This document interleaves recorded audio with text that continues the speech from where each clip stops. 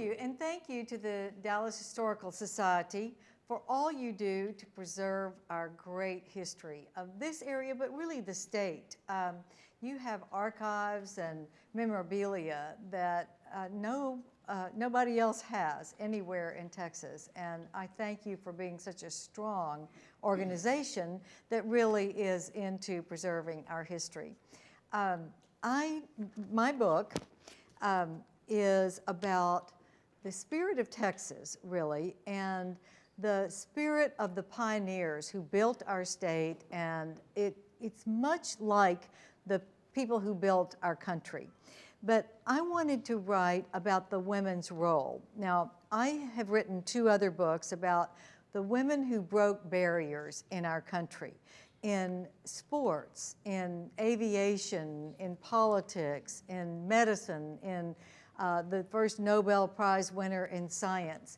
And I wrote these books because we have a great chronicle of the great men who built our country and built our state, but it's been very hard to find the information on the women. And without the women of Texas, we wouldn't have had that great ebullient excitement and spirit that we do have in Texas. And I grew up in Texas, a 5th generation, and I just thought everybody was like us. But I moved around the country and around the world and went to the Senate, and I realized that other states do not revere their history quite like we do.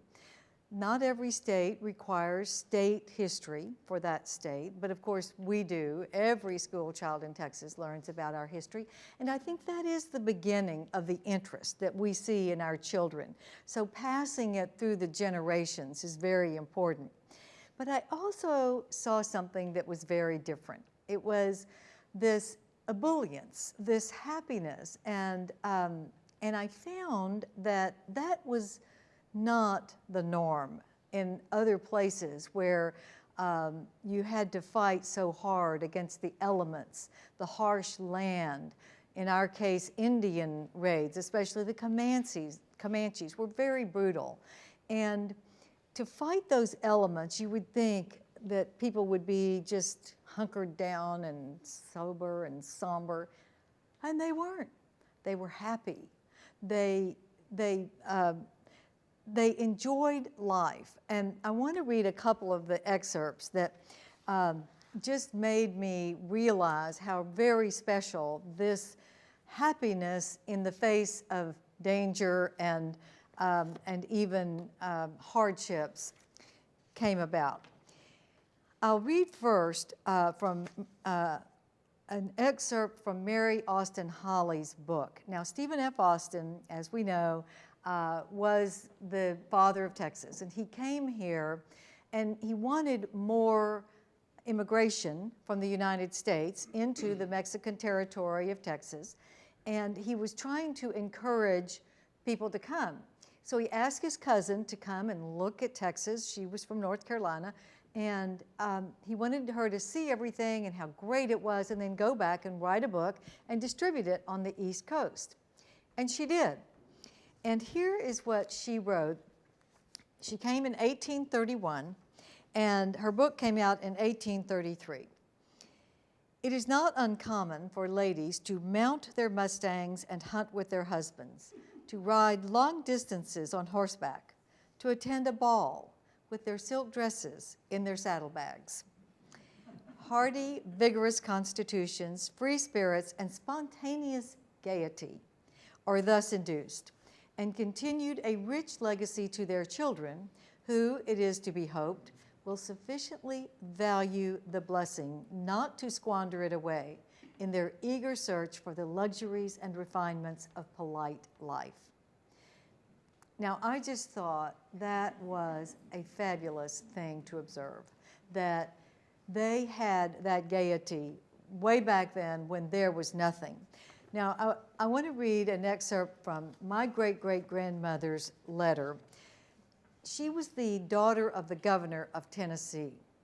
And I found that this was also something that ran through a lot of the women who came to Texas in the 1820s, 30s, 40s. They came from genteel families. They had a lot of luxuries. They had a nice life, and they were well educated. And they came to Texas where there was nothing, and no amenities. Henrietta King, who built the biggest ranch in the world, the King Ranch, with her husband, lived in a mud hut when she first married Richard King, because there were no trees out in southwest Texas. There was nothing to build a log house with. And the others, like my great-great-grandmother, lived in a log cabin. And here's what she said, daughter of the governor of Tennessee, who actually was the governor who succeeded Sam Houston when he left the governorship abruptly, which all good Texans know because he had a disastrous marriage, and he became the governor. So his daughter marries a new doctor that has just graduated from medical school, Dr. Frank Sharp, and moved to San Augustine, Texas. And she writes to her sister, May 1st, 1849. She says, "Out in this new country, I see no one but strangers, but they are the kindest people I have ever met with. The society is as good as in any portion of Tennessee. There seems to be as much refinement as you would meet at any place. There is no such thing as fine houses or furniture. They have very comfortable houses, but they cannot get furniture. It's too far away from navigation to get such things. By the time we make money, they will navigate the Sabine. Then we can get all the little notions that we fancy we need. If I had been in Tennessee, I would have thought the house we occupy would not do at all. We live in a very small house with 2 rooms and a passage. We have not even a plank laid overhead. But with all these inconveniences, we are getting along finely, for the people do not require impossibilities of newcomers." Now, this log cabin is still standing in San Augustine, Texas, and it is clearly a 2-room with a dog trot in the middle log cabin. Well, at least in East Texas, they had trees, so they could do log cabins. But in West Texas, it was mud huts. So you can begin to get the gist of what it was like in those early days. And I was struck by the hardiness of these women. And when we were looking for the title of the book, here is what we decided would be the clincher. You all know Thomas Rusk was the Secretary of State of the war against Mexico. And Sam Houston, of course, was the commander-in-chief. And they were very close, and they were great friends. They were bonded. They were the first 2 senators from Texas as well. So I'm in the Rusk line. John Cornyn is in the Sam Houston line. But Thomas Rusk was a beautiful writer, and there's not as much written about him as there is about Sam Houston, but he was a wonderful writer. And when he reported on the Battle of San Jacinto and the Revolution, here's what he wrote. Now, this was in 1836, right after the battle. "The men of Texas deserved much credit, but more was due the women. Armed men facing a foe could not but be brave. But the women, with their little children around them, without means of defense or power to resist, faced danger and death with unflinching courage." And I think that acknowledgement of the role of women, even back in 1830s, was so appropriate.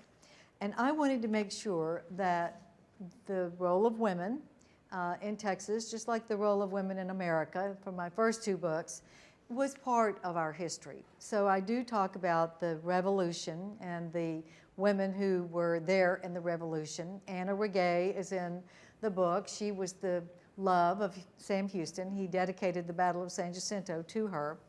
But she loved Robert Irion, who became the Secretary of State.